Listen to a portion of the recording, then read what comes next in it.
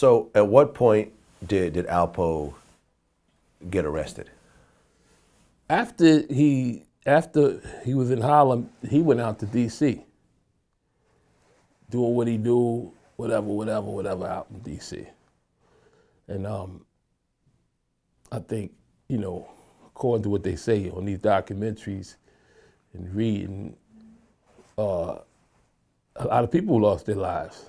Just laying down a lot of people, you know, and I don't see, to me personally speaking, I don't understand the reason for murder if it's about money, everybody getting money. Yeah. Not unless it's something, other hidden agenda that, you know, I don't know, man. I don't know. But it's deep to me, fam. Okay. And I still believe that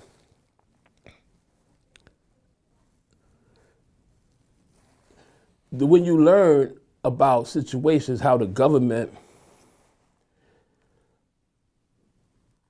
set up people, like the movie, what's the name of that film? Deep Cover? Yeah. You don't know if these people was police all along, man. Undercover. And they can't blow their cover. But they got a badge to play the game, man. That's how wicked this shit is. You playing from a street point of view, breaking the law, and you got to dodge the cops, but you might be working with one of them dudes. They could take your head off at any given time. Legally. Legally, with a badge. Go any motherfucking where they want to go and do this.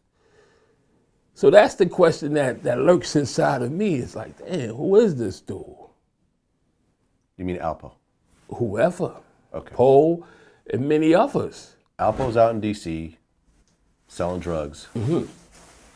It's even like in the gangs today, man. You know, like all these young kids getting murdered, and it ain't really no money in the streets, but people are getting murdered in cold blood every fucking day. Right. From gang violence for what? So at what point does Alpo actually get arrested? D.C. He get locked up, I think in '93. Okay. For what? For bodies, for murders. The dude, I think Wayne Perry or something like that. He posted a total on Wayne Perry. It's, you know, after Rich, man, I pull out, but you hear the stories. Mm-hmm. You hear all the crazy shit, and it just makes you wonder why. And I just can't see it being about money, man. I think it was a deeper agenda, bro. According to what I hear, he told on a lot of people because they was going to give him the chair. So he said, fuck that. You know, this is what I hear. Does Alpo officially get connected to Rich Porter's murder? He admits to it. He admits to it? Yes, sir. So he said, I killed Rich Porter. He admits to that. That's where the scratches came from. I don't know if he's saying that's where the scratches came from. But it doesn't matter. But he admits to killing Rich, but he didn't do that to the little boy. Yeah. You understand? So eventually, I think maybe like in '95, they caught that crew that did that. The uncle. And one of the uncle, but he was working for someone, and I think he told on everybody in his organization, and he said that he didn't have nothing to do with that situation. Mm-hmm. That was called by the uncle. You feel me? But he was murdering a lot of people in Harlem just as well, extorting cats and doing that. Okay. So that's what happened with that situation. Okay, so Alpo gets locked up in '93. He admits to killing Rich Porter. Yes, sir. Did that just send shockwaves through Harlem? Or did people already I'm gonna put it like this. You see Scarface? Yeah.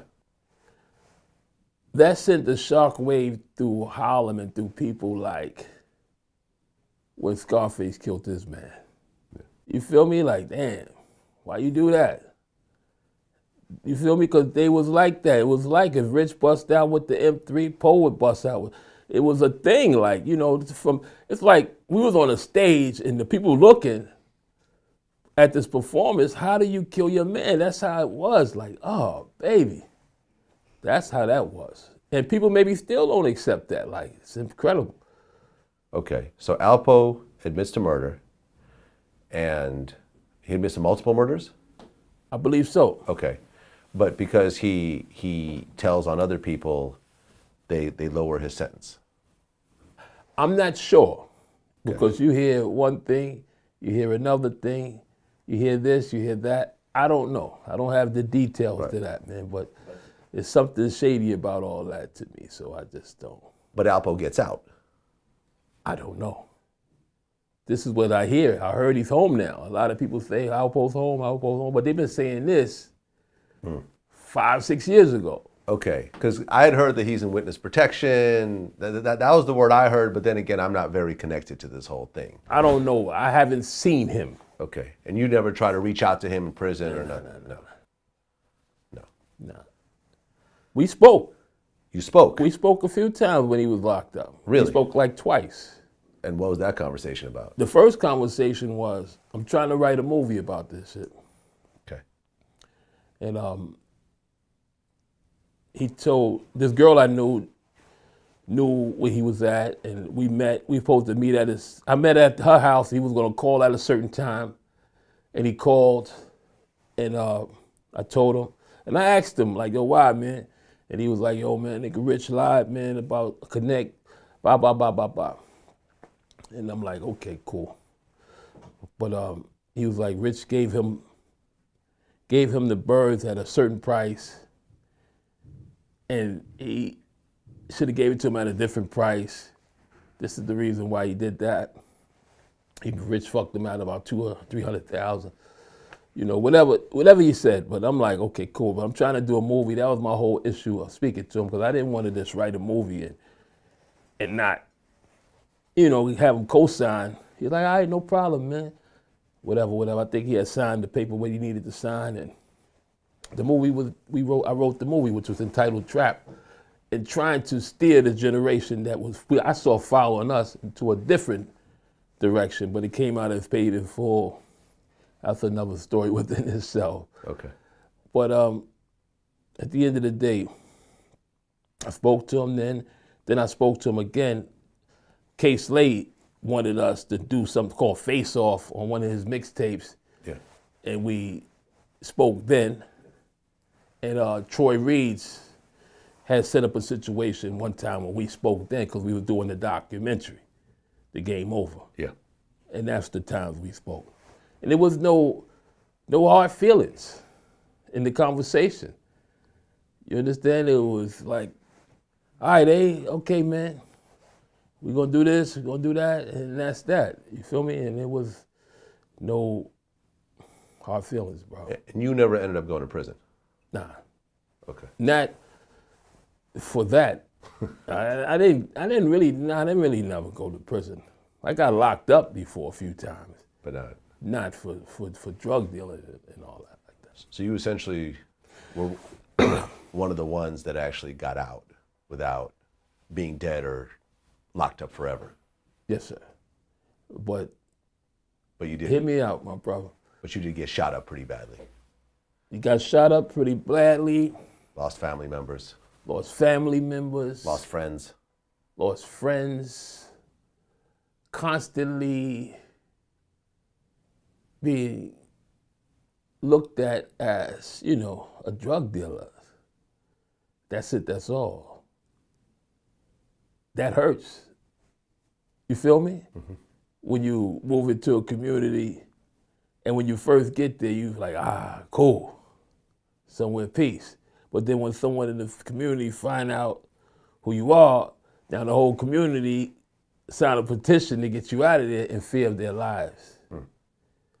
People don't see that part of the game. You understand? So it's weird, bro. It's weird. You looking at a lot of cats, yo, I'm ace, I'm out, you know, but you're not really seeing, like, damn, bro. You gotta stay low. You know, your life is in jeopardy every fucking day. Yeah. Cause you don't know who's who. Right. Old beefs and you so understand? forth. Not even old beefs, man. It's like you don't know, man. You don't know, because truth alone could get you murdered, bro. People don't want you to tell the truth, man. Yeah. and you trying to do it to help save a generation, they don't want that. So you wrote the story that eventually became, well, first it was Trap. I wrote it. You wrote Trap. Trap. Yes, sir. which eventually became the Game Over. Came paid in full in the movies. Yeah, yeah. Well, but Game Over was like the DVD. Game Over was a DVD that me and Troy Reeve put together. Yeah, which was big in New York. Yes, sir. And then that became the major movie, Paid in Full. Yes, sir. Which I think what Dame Dash was involved in, Steve Rifkin I think was involved in. Yes, Rockefeller. Miramax. Yeah. Yes, sir. And when you look at the final product of Paid in Full, were you happy with it? Good movie. Don't get me wrong. It's a classic. Good movie, man. Excellent cast. Everybody played their role to perfection. Cameron did a good role playing Alpo. Wood Harris played a good role playing me. Yeah. Lulu, good role, good movie, man. But at the end of the film, why do you make it look like I was wearing a wire and told on Alpo? Which that never happened. Never happened, bro. So here I present a film to them, Trap, to try to save a generation. Like, wake up, man. Why do y'all destroy my character to the streets, that who I'm trying to talk to make it look like I was a snitch? So that they can't hear the message. Because who want to listen to a snitch? Yeah. So that's when I, questioned, who are these guys? Maybe they're all one, trying to solidify what they're doing is right and we're wrong. Huh? Now, if this is true, how the government was using the game to finance a war, we was making so that y'all could finance the war. So Right. Are we guilty if we were set up to do this? Because in those days, man, we had cheese lines wrapped around the block. People on, buying drugs. Police ride right by like it was nothing. Right. From about 84 to 90. And that's when, after 90, they came in. Right. Well, we interviewed Freeway Rick Ross, and it was established in terms of how he was used in the whole Iran-Contra thing. Well, my role was that Blandon would bring me drugs to sell to raise money for the Contras. The Contras was backed by the CIA, which was Ronald Reagan and George Bush, and George Bush's pet P, George Bush Sr.'s pet P. They felt that if they lost Nicaragua, that Russia would be marching down the streets of the United States. Okay, but where's the Iran part? Well, they sold guns to Iran and took the money and gave it to the Contras. But then they were also selling drugs. Well, they were allowing drugs to pass through into America and using that money and putting it to the Contras as well. Yeah, yeah. Okay. But the initial money come from Iran because the Congress had said that they couldn't give the Contras any money. So they had to get it from a source that nobody would know about. It's so much there. You really got to do your homework. And then, they also had the hostages in Iran that Ronald Reagan was able to get loose because he was going to give them weapons for the hostages along with getting some money. How much of this did you actually know about? None. I So- learned so- all this while I was in jail. Okay, so when you were actually selling drugs and so forth, did it seem? I didn't care about Iran. Yeah, you didn't care about None of that stuff. the Contras in Nicaragua. Nothing. You were just selling drugs and making Man, money. let's make some money. All this is happening, and the CIA is actually overlooking this whole process, right? From what I understand. From what you understand. Yeah. I didn't see the CIA doing it, but they came back and said, yeah, we were watching them. And there was the whole thing of like, we'll run the drugs into these black communities where they kill each other, but no one calls the police. Things, the murders essentially go unsolved. Nobody cares. Exactly. And here's a great way for us to basically make our money Exactly. without raising too much media attention.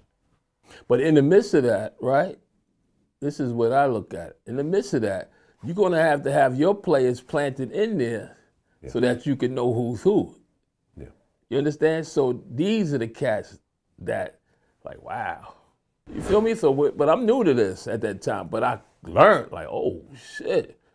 Like, okay, now I see who's who and what's what, man. Yeah. But that's a danger to know. You understand? Sure. That's because they come on, you can't expose these people, man.